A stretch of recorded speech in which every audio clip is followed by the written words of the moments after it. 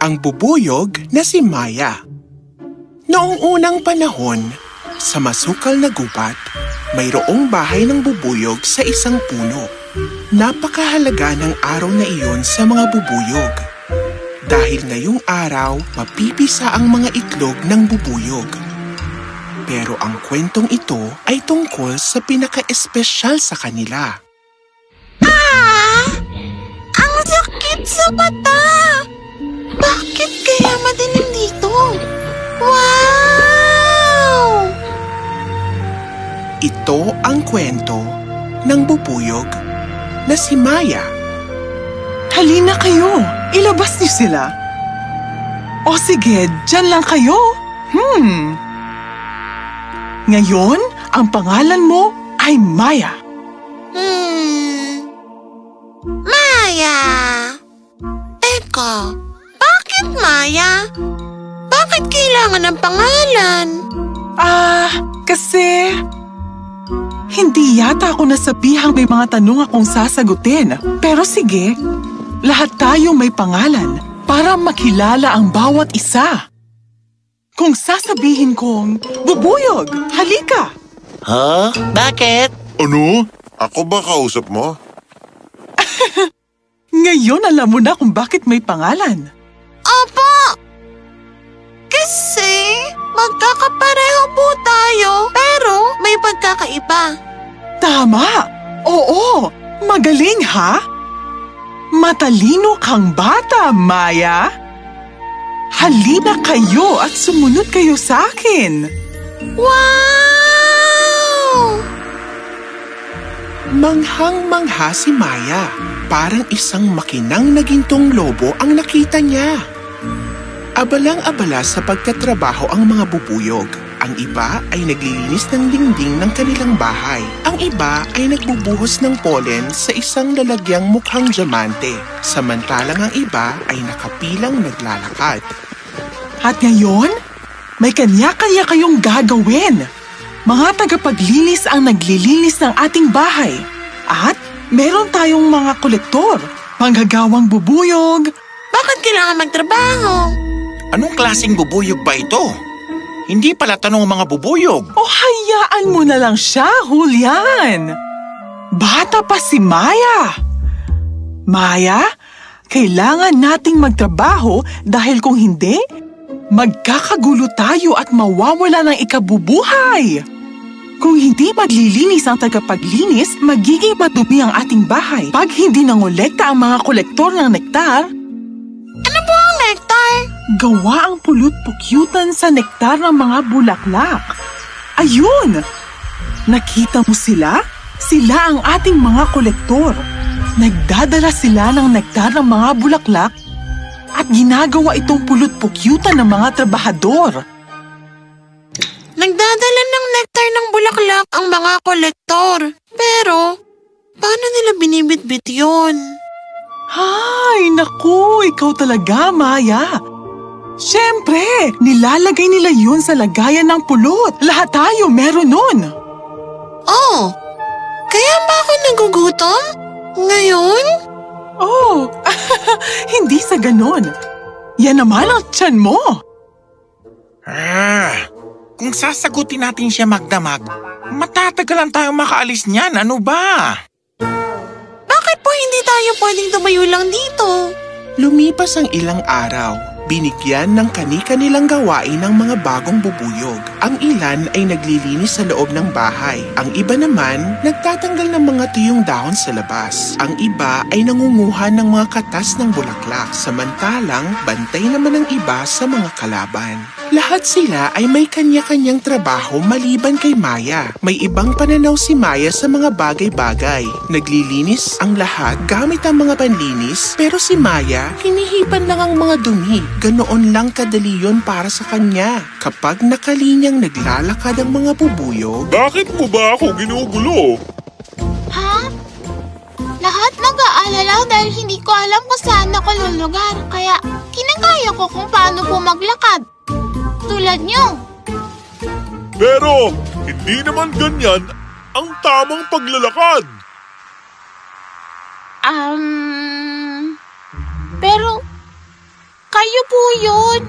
Ako naman ay ako. Paano po ako maglalakad tulad nyo?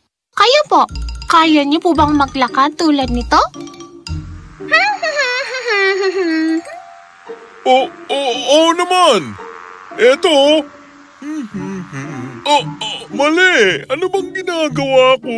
Ikaw na bata ka. Nakakagulo ko na. Anong uri ka ba ng bubuyog? Hindi. Naiiwan na ako.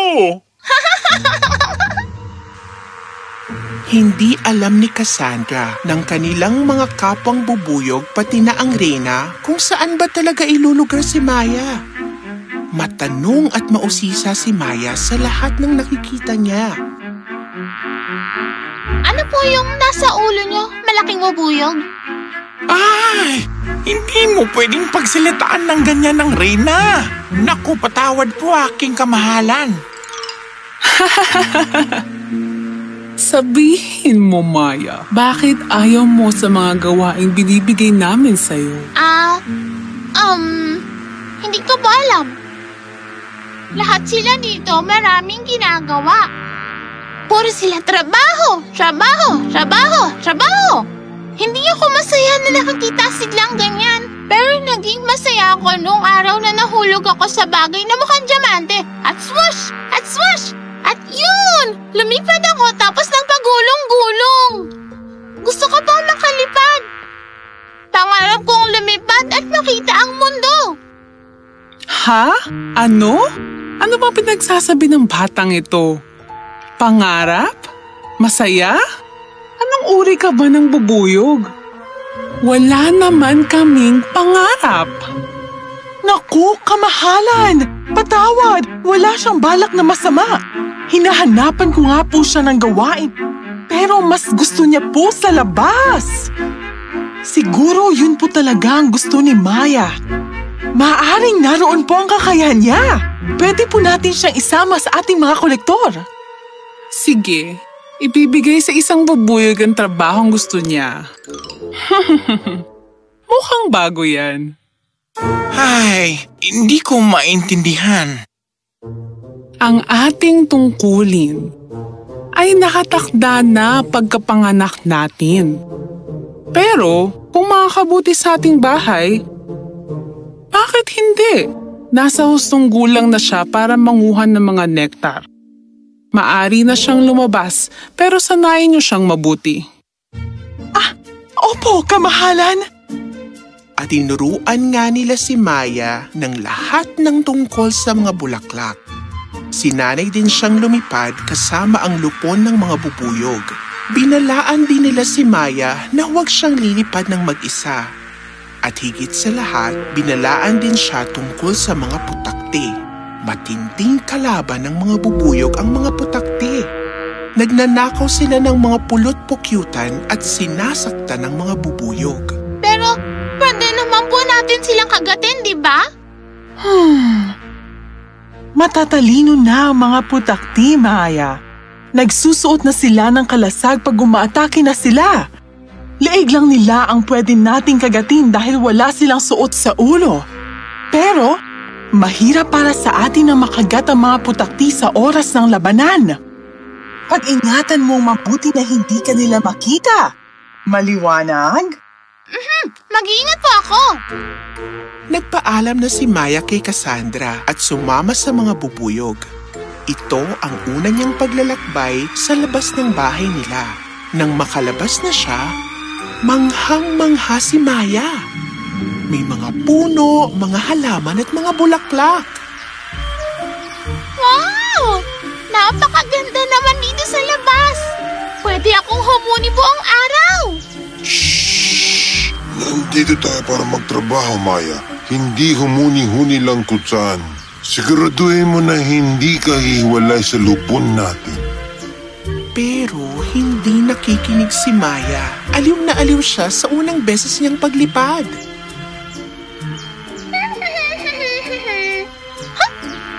Ano yun? Napakakintab naman nun. Ay, pasensya na. May nakatira pala dito. Hi! Ako si Maya, isang bubuyog. Ikaw? Oh, bubuyog ka ba? Kamukha sinasabi kong napakaganda mong bubuyog, ah. Oh, teka nga, ginagaya mo ba ako? Pero hindi nakakatuwa yun. Oh, masakit yun, ah. Bakit ba ang sama mo? Oh, bueno. At anong mayroon dito? Taong nagpapanggap na bubuyog? Ano po? Nagpapanggap? Ibig sabihin, isa kang tao na nagdadamit na parang bubuyog? Pero, isa akong bubuyog. Hindi po ako tao. At siya, bubuyog din po siya. Pero masamang bubuyog siya. Refleksyon mo yan, Iha. Hindi siya masama sa'yo. Ikaw ang masama sa sarili mo. Nasa isip mo lang yan. Ganyan ang mga tao. Maniwala ka. Sila mismo ang gumagawa ng mga problema. Maiba ko? Anong ginagawa mo dito? Oh, pasensya na po. Ako po pala si Maya. Maya, isang bubuyog? Alam ko. Narinig kitang pinakikilala mo ang sarili mo sa sarili mo. Diba? Ay, oo nga. Kasi lumabas ako kasama ang lupo namin para kumuha ng pulot. Ha? Hindi! Ang lupot! Naiwan ako! Wala na sila! Teka lang. Naligaw ka ng daan habang kasama mo ang lupo nyo? Ano ka bang klaseng bubuyog? Hoy! Ano lang gagawin mo ngayon? Hay! Hindi ko alam. Maunguhan na lang ako ng nectar, tapos hahanapin ko ang daan ko. Pauwi. Bueno, maraming bungkos na mga magagandang bulaklak doon. Pwede mong subukan. Ha? Ang bait niya ba para tulungan ako? Salamat, Ginoong Tipaklong. Ako si Hopper. Flip Hopper. Ah, opo. Flip Hopper. Salamat po. Kinuha ni Maya ang lahat ng nektar na kaya niya at masayang bumalik sa bahay nila. Lumipad-lipad siya sa matataas na puno at mga damuhan pero malayo pa ang liliparin niya. Hay, pagod na ako. Magpapahinga na lang muna ako dito sandali. Lilipad ulit ako mamaya. Maya-maya pa, naghanap na ng bulaklak si Maya. Pakawalan niya ako! Pakawalan niya ako! Hindi pwede, maliit na bubuyog. Siguradong matutuwa sa akin ang mahal na reyna. Sa atin! Matutuwa nito ang mahal na reyna sa atin. Nakahanap tayo ng magandang bubuyog. Huwag kang magandahan sa kanya, hangal. Kalaban natin sila, ano ka ba? Oo nga pala. Isang pangit na bubuyog na may magagandang mata. Umalis na nga tayo. Ikinulong si Maya ng mga putakti sa isang maliit na silid. Takot na takot si Maya. Pinilit niyang tumakas pero nabigo siya. Ano lang gagawin ko ngayon? May plano tayo, pero sekreto lang to ha. Makinig ka. Tuturuan natin ng leksyon ang mga bubuyog na yon bukas. Dadalhin ko ba ang pula kong panulat? Ano? Hindi ganong leksyon. Lulusubin natin ang bahay pukyuta nila bukas. Maghanda ka. Anong gagawin natin sa nahuli natin? Titingnan natin kung anong pwede nating gawin sa kanya bukas. Tara na, tulungan natin ang mga bantay. Lingid sa kaalaman ng mga putakti, nakikinig lang si Maya sa kanilang usapan. Hindi! Lulusubin nila ang bahay namin! Hindi! Makakaalis ako dito! Kailangan kong iligtas ang pamilya ko! Nang gabing yun, hindi makatulog si Maya. Nag-iisip siya kung anong susunod niyang gagawin. Hay! Paano ko sila pipigilan? Leeg lang ang pwede niyang makagat dahil wala silang suot sa ulo. Pero mahihirapan silang kagatin ang putakte sa oras ng labanan. Teka! Alam ko na! pagsikat ng araw, pinuntahan ng putakti ang silid ni Maya. Ay! Ay! Batang bubuyog! Ha? Nasaan siya?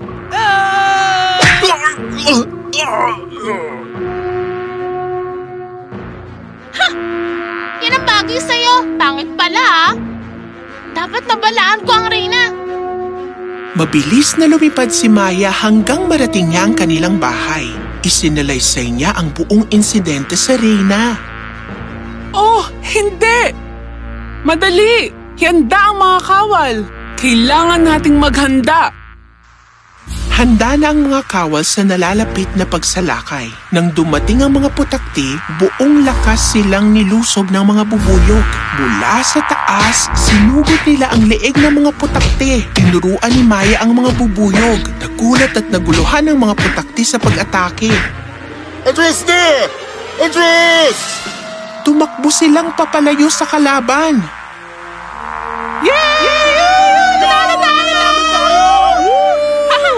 Uwi na, mga talo ng putakti! Magaling! Magaling kami! Woo! Ay, nagpapasalamat kaming lahat sa ginawa mo, Maya. Ang katapangan at katalinuhan mo ang nagligtas sa ating lahat. Ito po ang bahay ko. Sisikapin ko po itong alagaan. Oo, Maya. Ipinagmamalaki ka namin dito. Sabihin mo, anong klaseng bubuyog ang gusto mong maging paglaki mo? Gusto ko po na maging isang guro. Ikukwento ko sa mga bubuyog ang mga naranasan ko at turuan sila na sundin ang kanilang sarili. Ayon sa gusto nila? Apo! Tinatanong po nila ako, anong klaseng bubuyog ka ba? Ako ay ako. Ibang klase po ako. At ganon din tayong lahat. Gusto ko din po na maging ibang klaseng bubuyog. Nakakainip naman ng mga katulad mo. Ako na lang ang tularan mo. Hi, Maya.